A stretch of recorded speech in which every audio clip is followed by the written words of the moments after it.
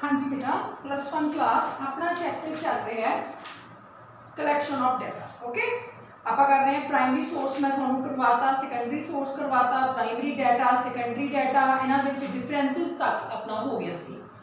अज आप करना है बेटा किहड़े मैथड है, किहड़े मोड्स है जिहदे नाल आपां प्राइमरी डाटा कलैक्ट कर सकते हैं। बेसिकली ये चैप्टर किहदे नाल रिलेटेड है, डाटा कलैक्शन।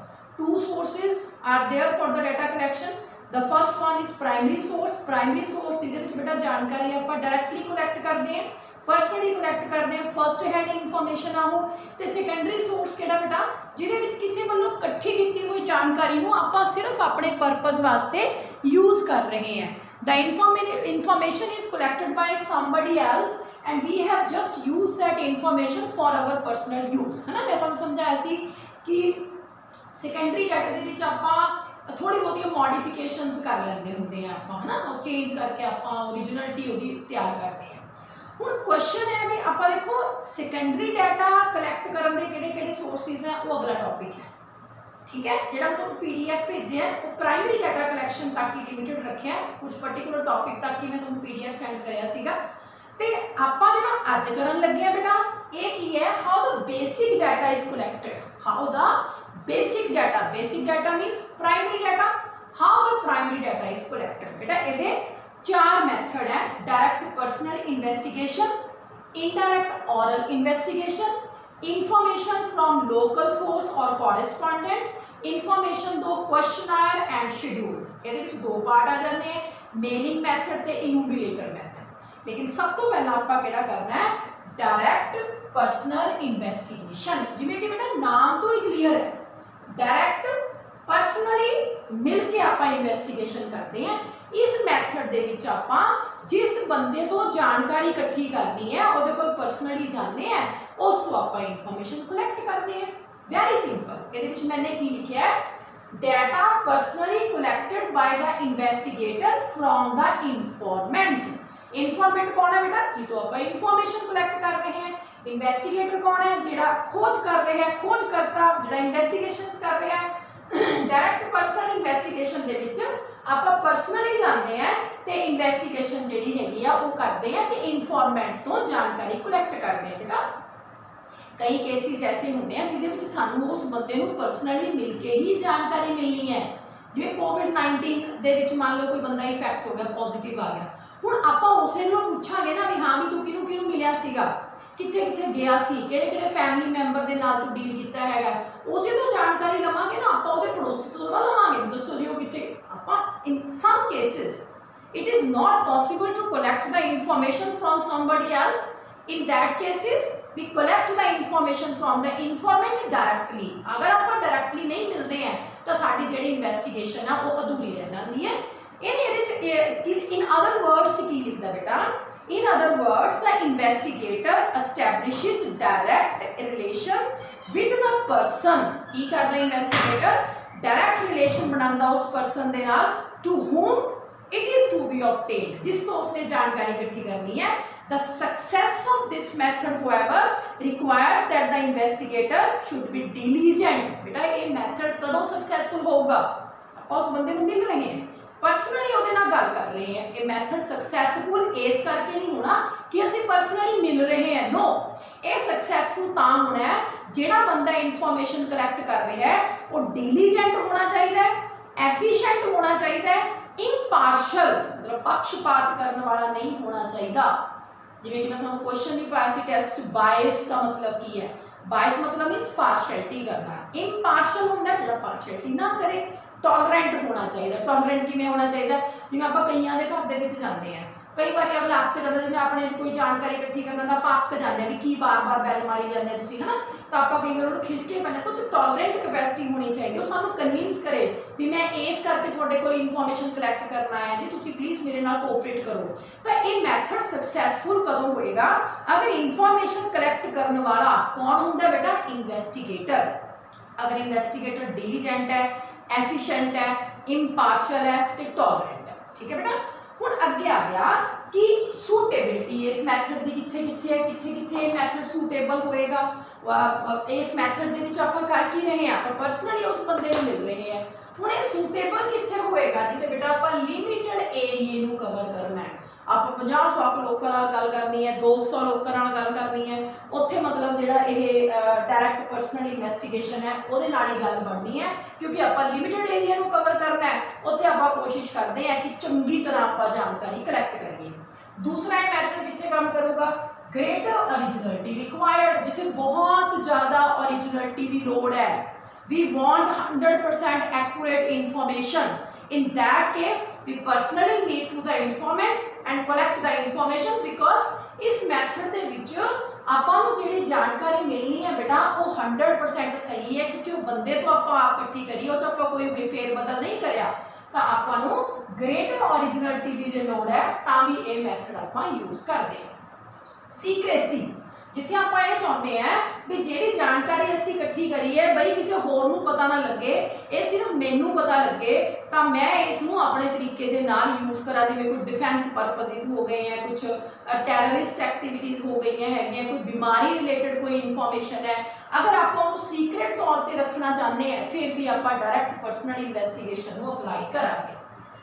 नंबर 4, जिथे एक्यूरेसी इज ग्रेट सिग्निफिकेंट, जिथे बहुत ज़्यादा एक्यूरेसी की सानू लोड़ है, जिथे सानू 100% एक्यूरेसी चाहिए है, उत्थे भी आप डायरैक्ट पर्सनल इन्वेस्टिगेशन करा। बट तो पहले नाम मिलता है ग्रेटर ओरिजिनलिटी, सानू 100% ओरिजिनलिटी जो चाहिए है, एक्यूरेसी इज ग्रेट सिग्निफिकेंट, जिथे सानू एक्यूरेसी चाहिए है। इस करके चलो तुम पॉइंट याद करते तो थोड़ा बहुत नाल मैच कर लिया करो, ओरिजिनलिटी एक्यूरेसी 2 पॉइंट याद हो गए थोड़े, ठीक है। उस तो बाद आ गया जी when direct contact is required, जिथे जरूरी है, मैं तुहानू कोविड-19 के पेशेंट की गल कही सी, हुण आपां ये जरूरी है भी उसे नाल आपां गल करनी है, होर नाल गल करके साडी इन्वेस्टिगेशन नहीं होनी हैगी है, जिथे डायरैक्ट कॉन्टैक्ट की लोड़ है, डायरैक्ट कॉन्टैक्ट जिथे रिक्वायर्ड है, जरूरी है, उत्थे भी आप डायरैक्ट पर्सनल इन्वेस्टिगेशन को अप्लाई करते हैं, ठीक है बेटा। तो ये होगी साडी suitability, limited area, greater originality required, secrecy, accuracy is great significances when direct contact is required. Merits की है इस मैथड के, की फायदे हैं सानू ये बेटा, ओरिजिनलिटी सानू मिल जाती है क्योंकि आप उस बंदे नाल जाके आप मिले हैं। एक्यूरेसी देखो आई आ गया, एक्यूरेसी मिलती है, एक्यूरेसी क्यों मिलती है, क्योंकि आप इकट्ठा करें, उस बंदे ने जो कहा आप नोट कर लिया, कोई फेर बदल होया ही नहीं। Reliability, what is the meaning of reliability, विश्वास योग्यता, how you can say that information collected from direct personal investigation is reliable because we have personally collected the information from the informant। आप पर्सनली उस बंदे तो जानकारी ली है तो आप कहांगे भी हाँ ये रिलायबल है, आप फेर कर सकते हैं भी वो बंदे ने जो कहा आप लिखा इस कोई फेर बदल नहीं हैगा। उस बाद रिलेटेड इन्फॉर्मेशन की होंगे बेटा, जो आप किसी को पढ़ते हैं, मैं थोड़ा वीडियो तो पढ़ा रही है ना, मैं थोड़ा कोशिश करती हैं अपने वालों कि जो पॉइंट है कोई रह ना जाए, फिर भी वो गल नहीं बन सकती जो आप सामने बैठ के गल करते हैं। इसी तरह बेटा जो आप जानकारी पर्सनली इकट्ठी करते हैं, when we collect the information personally, तो आप बेटा एक दे नाल 4 गल्लां होर पूछ लेने हैं, है ना। आप एक दे नाल 4 गल्लां मतलब सानू रिलेटेड जानकारी, मतलब टॉपिक के नाल रिलेटेड जानकारी सानू इहदे विच मिल जाती है, जिहदे नाल कि असी अपनी इन्वेस्टिगेशन नूं होर ज़्यादा इलैबोरेट कर सकते हैं। जिवें मैंने लिखा है, when in direct contact with the informant, the investigator may obtain other related information as well। आप होर सारी संबंधित जानकारी भी इहदे विच इकट्ठी कर सकते हैं। उस तो बाद यूनीफॉर्मिटी एक रूपता, क्योंकि एक बंदे ने सारे नाल गल करके इकट्ठी करी है, उन्हें इक्को जिहियां टेबल्स बनाई है, इक्को जिहा पेज यूज़ करे, इक्को जी हैंड राइटिंग है, इक्को सिस्टम नाल उन्हें सारे नूं मैनेज करे, तो यूनीफॉर्मिटी इस सिस्टम दे विच पाई जाती है। एक ही लिखता है, कहता कि there is a fair degree of, fair का मतलब होंगे बेटा भी जिन्नी की लोड़ है, फेयर मीनस जिवें तुहानूं टीचर गुड दिंदा है, एक होंदा है फेयर, एक होंदा है गुड, असीं पढ़दे सी, एक फेयर होंदा है, एक गुड होंदा सीगा, एक वैरी गुड होंदा सी, एक एक्सीलेंट होंदा सी। हुण यूनीफॉर्म दी तुसीं इस गल नूं ध्यान रखिया करो, फेयर डिग्री ऑफ मतलब गुड तो नीचे है, 100% नहीं हैगी, गुड तो नीचे। ये कहना there is a fair degree of uniformity in the data collected by investigator from the informant, it facilitate comparison, because मैं थोड़ा सा टेबल वगैरह सेम बनाई है, तब कंपेयर करना उन्होंने सौखा हो जाता है। इलास्टिक का मतलब की होंगे लोचशील, जिन्हों आप चेंज कर सकीए लोड़ अनुसार। This method is fairly elastic because the investigator can always make necessary adjustment in his set of questions. ठीक है, तो जिहड़ा इन्वेस्टिगेटर है वो अपनी इन्वेस्टिगेशन च लोड़ अनुसार चेंजिस कर सकता है, क्योंकि उन्हें आप इकट्ठी करी है, उन्हें याद होंगे कि मैं उस बंदे ने मैनू आ गल कही सी, वो आ कहना मतलब वो अपने अकॉर्डिंग वो थोड़ी बहुती चेंजिस कर सकता है, क्योंकि उन्हें आप कलैक्ट करी है। वो he remember all the persons to whom he had talk related to the information, so that is why ये बदल जाती है इन्फॉर्मेशन, आप चेंजिस कर सकते हैं। ठीक है, उस तो बाद है डीमैरिट की। मैरिट किहड़ियां हो गया, ओरिजिनलिटी है बेटा, एक्यूरेसी है, रिलायबिलिटी है, रिलेटेड इन्फॉर्मेशन आ जाती है, यूनिफॉर्मिटी है एंड इलास्टिक। डीमैरिट की है, पहला डीमैरिट है difficult to cover wide area. हुण आपां लखां लोकां नाल गल करनी है, कित्थों पकाई करांगे एक बच्चे दे नाल एक बंदे दे नाल। It is very difficult to cover the wide area. ये लिखना है कहना direct personal investigation become very difficult when the area of study is very wide. अगर बहुत बड़े एरिया तो जानकारी लेनी है तो ये मैथड काम नहीं करता। उस वक्त पर्सनल बायस, बहुत ज़्यादा पक्षपात की पॉसिबिलिटी है, there high prone of personal bias. बेटा क्यों, हूँ देखो तुम यह सोचोगे कि एक तो मैडम वो आप इकट्ठा कर रहे हैं, फिर पर्सनल बायस कितों हो गया। बेटा कई बार यह होता है जिवें अपना किसी पर्टिकुलर, जिवें मान लो मेरा झुकाव जिहड़ा है वो इकनॉमिक्स वाल है ना।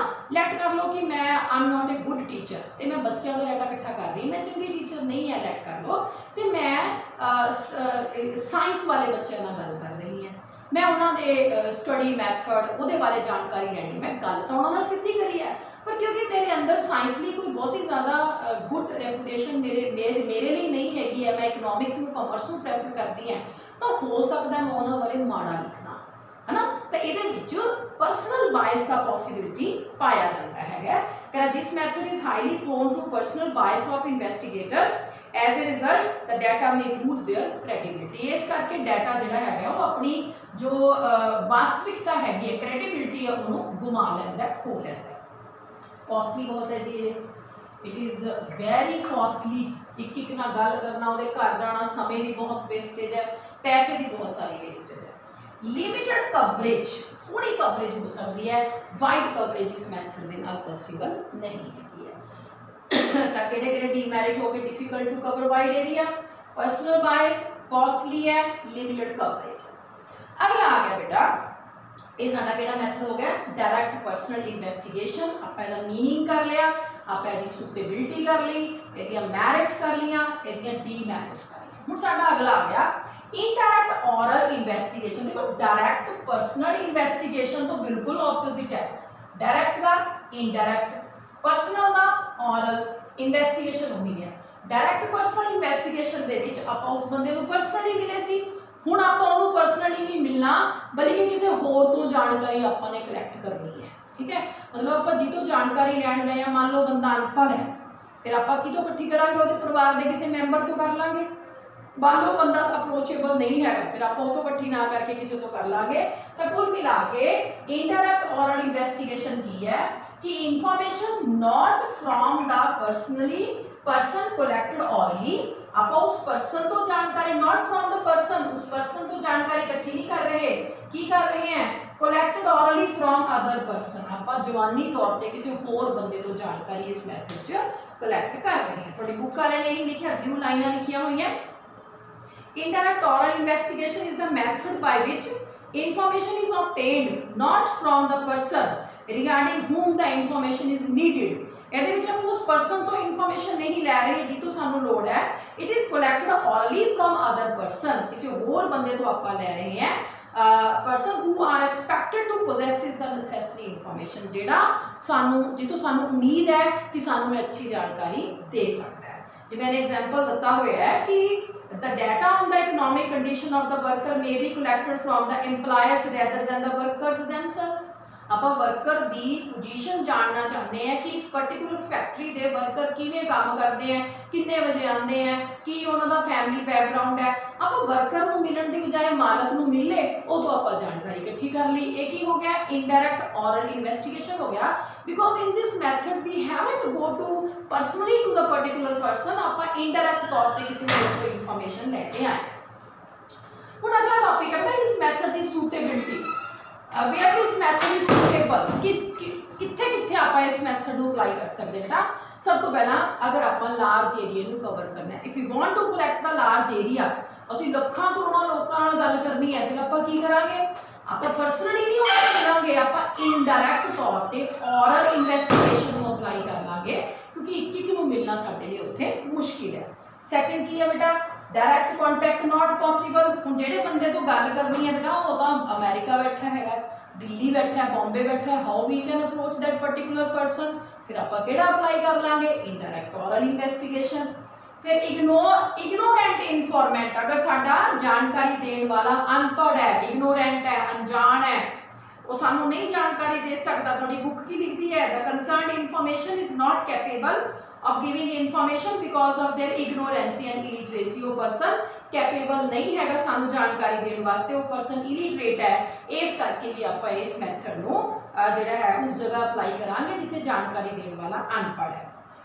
उस तो बाद अगर इंफॉर्मेशन कॉम्प्लीकेटेड है, कॉम्प्लैक्स इन्वेस्टिगेशन है, जिहड़ी आपां इन्वेस्टिगेशन कर रहे हैं वो इन्नी ज़्यादा कॉम्प्लीकेटेड है बेटा कि उस इंफॉर्मेशन नूं यूज करना, उस दियां कलैक्शंस करना इज नॉट पॉसीबल। फिर आपां अपना सारा ध्यान उस इंफॉर्मेशन दी सैटिंग च लगा देंगे, इकट्ठी करन च ज़्यादा पकाई नहीं करांगे, सो आपां इनडायरैक्ट ऑरल इन्वेस्टिगेशन नूं अप्लाई कर लांगे। ठीक है, अगे इस मैथड के मैरिट्स फायदे की है। पहला फायदा वाइड कवरेज, काफ़ी बड़ा एरिया कवर हो जाता, जिवें कि आपां सूटेबिलिटी च भी करिया, जिथे आपां लार्ज एरिया कवर करना उत्थे आपां इनडायरैक्ट ऑरल इन्वेस्टिगेशन लैंदे हैं। तो इनडायरैक्ट ऑरल इन्वेस्टिगेशन का पहला बेनीफिट की होता है कि ये आपां वाइड एरिया कवर कर सकते हैं, तो काफ़ी बड़े एरिया तो जानकारी लै सकते हैं। नंबर 2 लैस एक्सपेंसिव, खर्चा ही नहीं आया, आपां वो नहीं मिले उतों लै ली, पड़ोसी तो लै ली, फोन पर जानकारी लै ली, जिवें मैं दस्सिया भी वर्कर को जाने की बजाय आपां मालक तो ही जानकारी ले, कितना टाइम बच गया, कितना पैसा बच गया, है ना। तो ये एक्सपेंसिव भी नहीं हैगी है, it is relatively less expensive. बेटा ध्यान रखा करो, रिलेटिवली लैस एक्सपेंसिव का मतलब है कि बाकियां के मुकाबले जो कंपैरिजन करिए, रिलेटिव इज कंपैरेटिव वर्ड, ठीक है। अगर आप बाकियां के मुकाबले कंपैरिजन करिए तो ये थोड़ी जी सस्ती हैगी है। सो आप डायरैक्टली जिहड़ा हैगा गल नहीं कर रहे, आप इनडायरैक्टली डाटा कलैक्ट कर रहे हैं।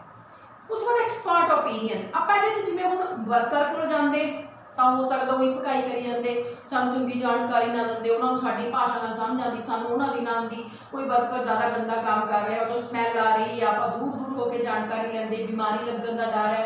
तो जिहड़ा मैथड है ये आपां वर्कर को जाने की बजाय मालक तो लै ली, मालक इंटैलीजेंट है, मैथमैटिकल है, इंग्लिश आती है, उन्हें सानू बड़ी सोहनी एक्सपर्ट तरीके नाल जानकारी प्रोवाइड करती। तो ये अगर वो इग्नोरेंट है या वो को जाना पॉसीबल नहीं है तो आप एक्सपर्ट बंदे तो जानकारी ले लें। इस करके जो ओपीनियन सानू इस मैथड च मिलता है वो एक्सपर्ट ओपीनियन होता है।